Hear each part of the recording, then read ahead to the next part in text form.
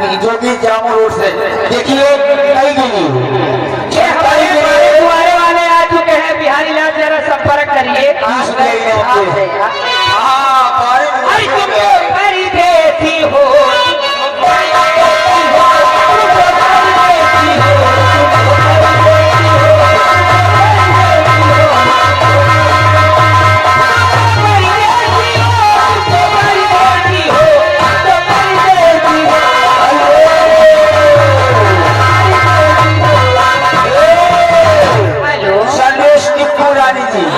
बाबा राम हेत बारे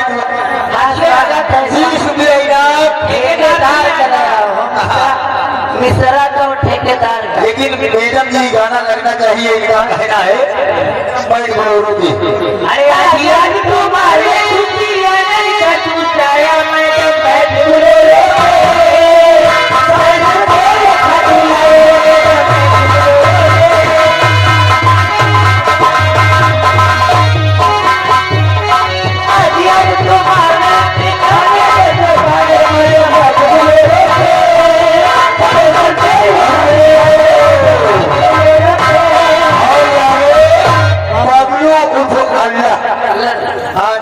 व्यवहार आ रहा है भाई, 50 रुपया व्यवहार दे रहे हैं। धन्यवाद।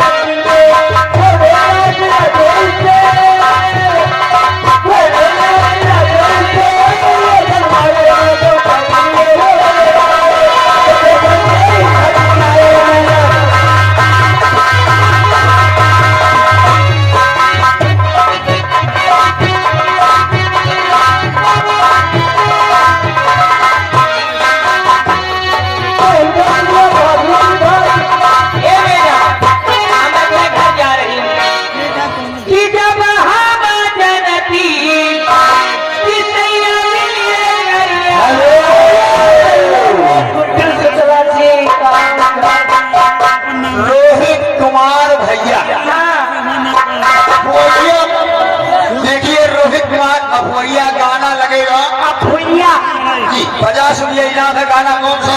प्रधान का नहीं लाया था। फुलिया वाला अबे जाओ ना। अरे हाय हाय रे